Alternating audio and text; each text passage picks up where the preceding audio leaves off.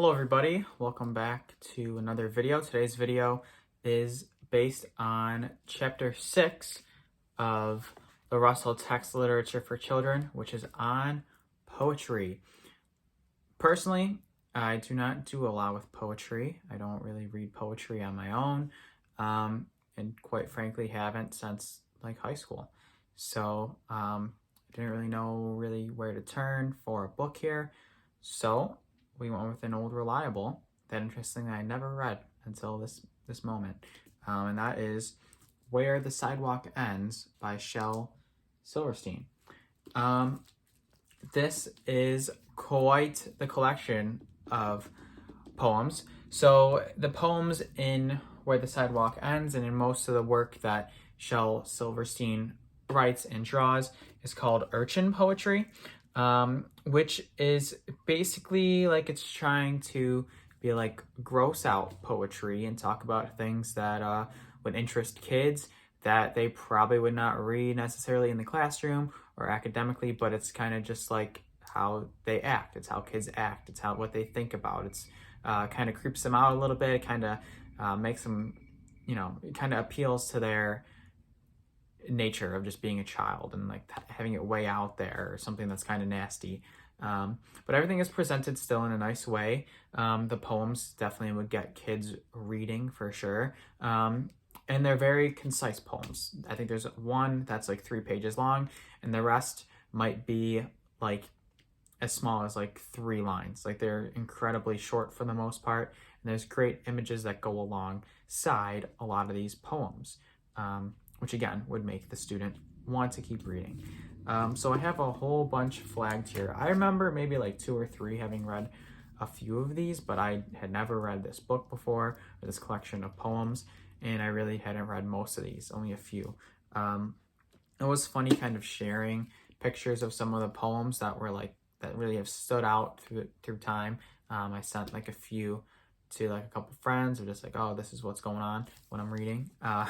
And they remembered them. They were like, oh my gosh, I remember that book, or I remember that poem and how crazy it was. So, Shel Silverstein definitely has had an impact on children in a similar fashion that Dr. Seuss has had on children.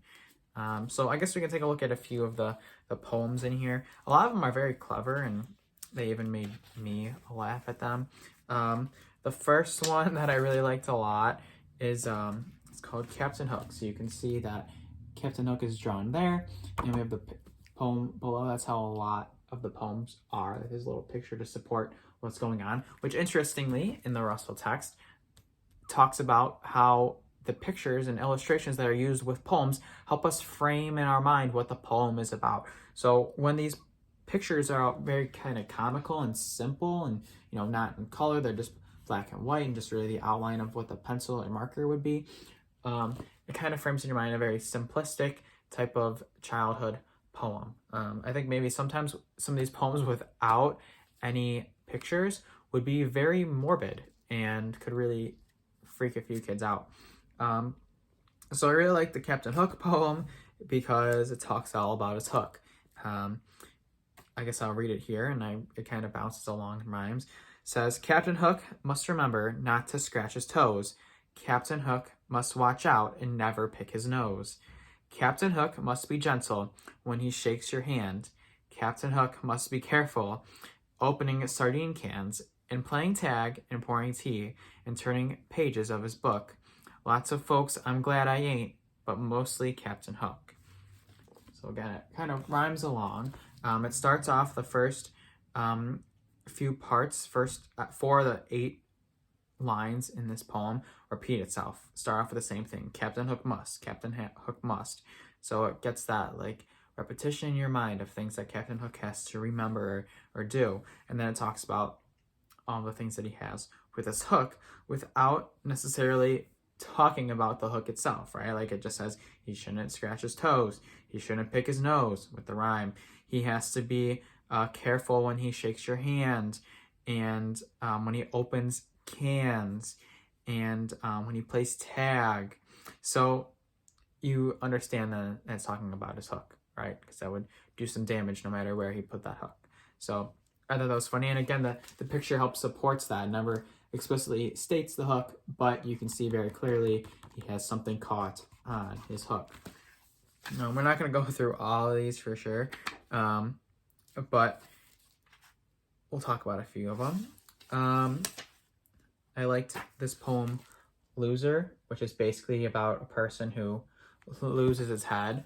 And some of these poems, like this one in particular, kind of gave me scary stories to tell in the dark vibes, like from those books. Even some of the pictures kind of, or illustrations, kind of support that of like being simple and just black and white. But again, of something that's kind of gross, right? Like somebody lost their head and they can't find their head, looking all over for it, but they can't communicate with themselves about the head that they're about to sit on because their body isn't attached. They don't know what to do. So I thought that was pretty funny. Some others here. Let's take a look. Oh, okay. So this one called Pancake, ? Pancake. Huge old stack of pancakes. And I like this poem because I really could see it being like the point of view of a child and how a child would look. So it says, "Who wants a pancake, sweet and piping hot?" Good little Grace looks up and says, "I'll take the one on top." Who else wants a pancake, fresh off the griddle?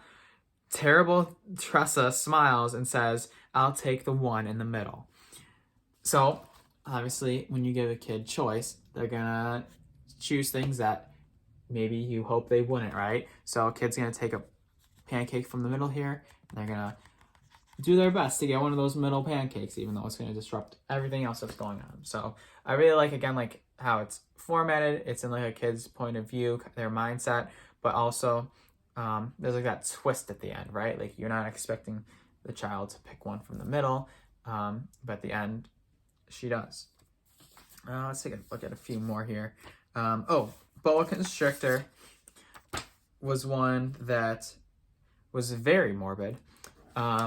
So as you can see, a man is being eaten by a boa constrictor, and I really love how the picture takes up 2 whole pages, and you see how long the boa constrictor is, and then you just see it kind of chomping on the man's leg, but you don't see the whole man over here. So I really like how that was planned out and illustrated by Shel Silverstein. And I really like this poem. This was one that I sent to a friend, and he was like, "I remember that one. That was super funny." And just basically narrating being eaten by a boa constrictor, of like, oh, the boa constrictor is nibbling at my toe, and then it's up to my knee, it's up to my thigh, it's up to my middle, it's up to my neck, and then it just kind of ends, right? Because it's morbid. It's not fun to be eaten by a boa constrictor. But the way it's written is just really funny. There's a lot of repetition going on in the words and in just the format of each line, which is awesome. Interestingly, the title of this book is Where the Sidewalk Ends, and there is the poem like right smack dab in the middle of the book, Where the Sidewalk Ends, but there's no picture that goes with it. It's one of the few poems that doesn't have a picture. Now, I'm curious if that's because it's on the title, like on the front cover. It's supported a little bit by the back cover too. But I just find that interesting. Like most books would probably throw that image back in to the story and into whatever it is, whether it's like just a regular old picture book or a poem, like you'd see that image again. But that's not the case here, which is kind of interesting. I liked the crocodile's toothache a lot too. I really like this picture. I mean, that's awesome. That is so cool. And basically what happens is the dentist is inside of the crocodile's mouth, and you can probably guess what happens to the dentist if he's inside of the crocodile's mouth. But it's a longer one of the poems, but it's super great. Very A, B, C, D rhyming. So like 2 lines rhyme together, the next 2 lines rhyme together. Or A, B, B, my bad. A, B, B, C, C, and so on. So it's really enjoyable to read too. But again, the picture makes it. There are a couple of like visual poems in here too, where it's drawn inside of a picture, which is cool to see. And then the last poem that I'll share with you today, there's actually no picture for this one too, but it's called Point of View. Point of View. And I really love the twists and turns that this poem takes, talking about dinner. And if you view dinner from the food's point of view. So it talks about, I'll just read it here. So it says, point of view. Thanksgiving dinner's sad and thankless. Christmas dinner's dark and blue. When you stop and try to see it from the turkey's point of view. Sunday dinner isn't sunny. Easter feasts are just bad luck when you see it from the point of view of a chicken or a duck. Oh, how I once loved tuna salad, pork and lobsters, lamb chops too, till I stopped and looked at dinner from the dinner's point of view. So again, I thought that's funny, right? Like it's taking something that everybody knows and is very familiar with and flips it on its head. It says, hey, what if you thought about things from another person's point of view? And finally, I guess the true last one that we'll talk about is Me Stew, which has a great picture with it. It's basically about a guy who cooks himself in a giant pot. And he's just waiting to be cooked, I guess, which is super when you just talk about it. That is disgusting and morbid and gross, right? And that would fit in something from Scary Stories to Tell in the Dark for sure.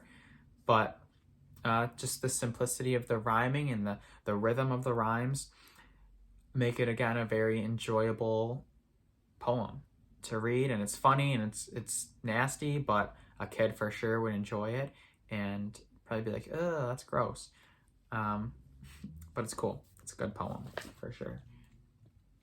So I hope that I was able to analyze enough of these poems for our discussion in class. It was enjoyable. Like I said, I had never read Where the Sidewalk Ends. I remember a ton of, like, my peers would take the book out from the library at school and stuff, but I just never did. I honestly think that probably my parents were like, don't read that book. It's weird. And I was just like, all right. So that's where we're at. So hopefully you enjoyed this video. Some of these videos coming up are actually gonna be pretty sweet, like folk tales and fantasies and things. So those will be cool books to discuss. So hey, until next time, we'll see ya.